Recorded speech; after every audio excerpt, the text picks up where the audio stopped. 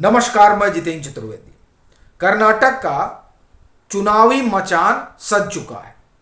प्रधानमंत्री ने भी वहां पर अपनी सभाओं के जरिए बिगुल फूंक दिया है।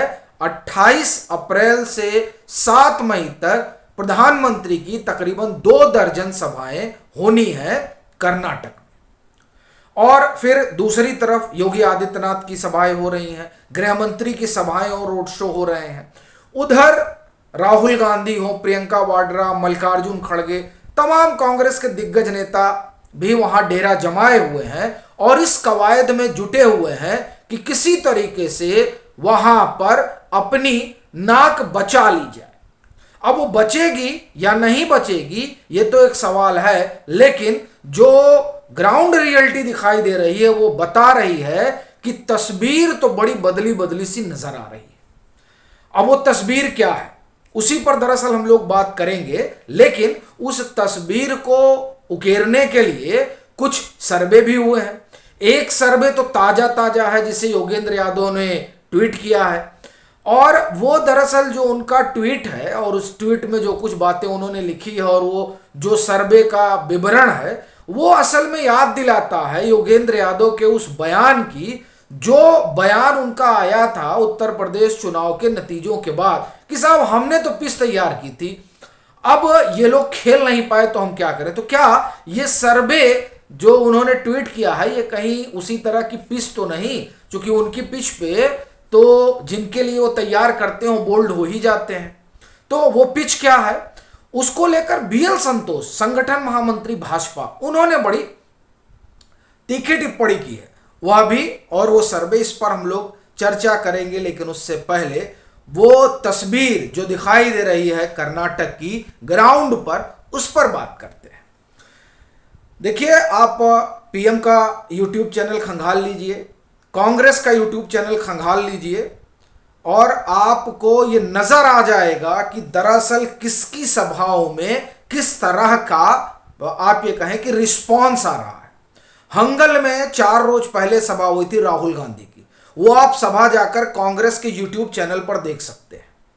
उस सभा को आप अगर सुनिएगा तो सो जाइएगा, क्योंकि राहुल गांधी कह रहे हैं और उसका ट्रांसलेट हो रहा है, बीके हरिप्रसाद कर रहे हैं, और वो हिंदी में बोल रहे हैं और वो अपना कन्नड़ में ट्रांसलेट कर रहे हैं, और वो आप 5 मिनट 10 मिनट सुनेंगे तो आपको बड़ा उबाऊ लगेगा। और वही बीदर में सभा होती है प्रधानमंत्री की, वह भी यूट्यूब पर मौजूद है। आप उस सभा को देखिए और वहां जो रिस्पॉन्स है, उस सभा में जो एनर्जी है, आप उसको देखिए।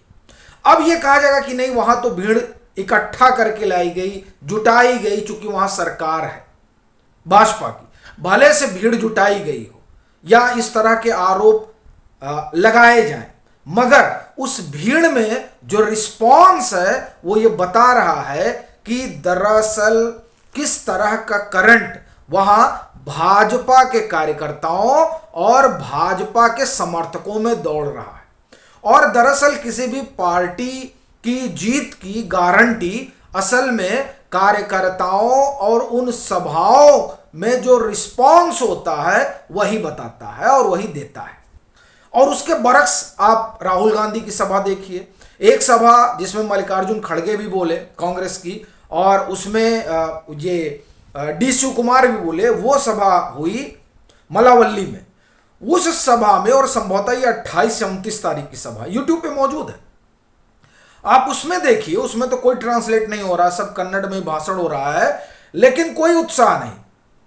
अंतिम में जब मल्लिकार्जुन खड़गे साहब वो वहां के उम्मीदवार का हाथ उठाते हैं और बताते हैं कि यह स्वाभिमान की लड़ाई है। अब आप कहेंगे कि आप कन्नड़ कैसे समझ गए, तो दरअसल कन्नड़ में उन्होंने स्वाभिमान बोला, और जब उस शख्स को की तरफ उन्होंने संकेत किया तो एक अलग तरीके का वहां पर रिस्पॉन्स आया, जिससे ये पता चला कि ये इनके उम्मीदवार, मतलब कांग्रेस के उम्मीदवार है।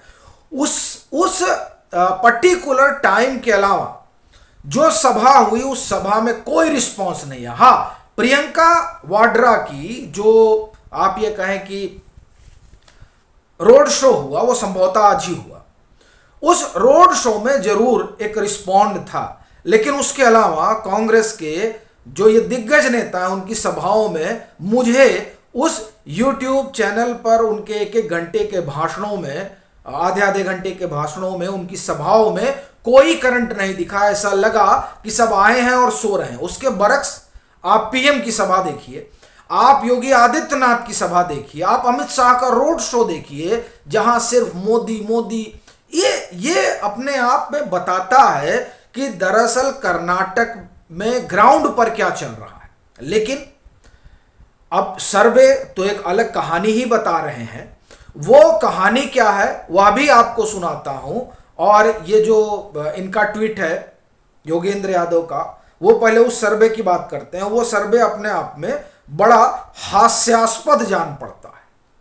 हास्यास्पद भी इसलिए कह रहा हूं क्योंकि उसे योगेंद्र यादव ने ट्वीट किया और उन्होंने कहा कि साहब ये 41,000 का सैंपल साइज है, और उस 41,000 के सैंपल साइज में edina.com वहाँ का अपना लोकल चैनल है, उन्होंने ये सर्वे किया है। ये बता रहे हैं कि साहब कि 132 140 सीट जो है कांग्रेस पा रही है। अगर आपको ध्यान हो तो 350 सीट समाजवादी पार्टी उत्तर प्रदेश में पा रही थी, और 57 से 65 सीट भाजपा को दे रहे हैं ये। अब आप देखिए, ये बड़ा दिलचस्प सर्वे है। अब इससे पहले जितने भी सर्वे हुए तमाम एजेंसियों ने किए, उसमें अगर जन की बात सुवर्णा और एक साउथ फर्स्ट का जो सर्वे है, इस दो सर्वे को छोड़ दें तो बाकी कोई सर्वे तो वहाँ भाजपा को 90 सीट भी नहीं दे रहा है। इन दो सर्वे में भाजपा सबसे बड़ी पार्टी बनकर उभर रही है। लेकिन ये जन की बात सुवर्णा और ये साउथ फर्स्ट का और एक एडुकेट का सर्वे है, ये 2-3 सर्वे आप हटा दें जिसमें भाजपा 101 सीट तक पहुंच रही है। बाकी तो जितने सर्वे हुए हैं जो भी आपने अभी तक देखे होंगे, सब में सबसे आगे कांग्रेस है। और बड़ी बात ये देखिए कि कांग्रेस को भी सीटें दे रहे हैं खूब ढेर सारी, जेडीएस को भी खूब ढेर सारी सीटें दे रहे हैं। अब बड़ी चीज है जब जेडीएस और जो यहां कॉन्ट्राडिक्शन दिखाई देता है कि अगर जनता दल सेकुलर की सीट बढ़ रही है ओल्ड मैसूर में, तो कांग्रेस कैसे 135 पे पहुंच जाएगी।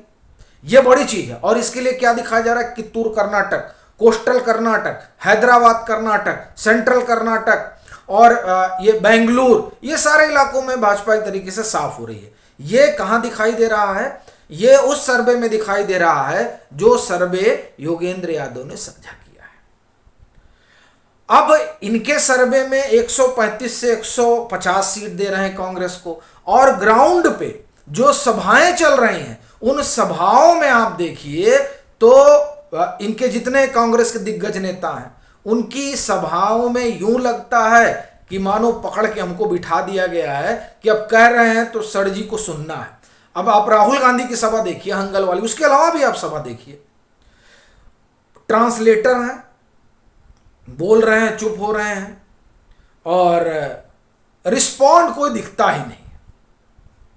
और इधर नरेंद्र मोदी की सभा होती है, अमित शाह की सभा होती है, योगी आदित्यनाथ की सभा होती है।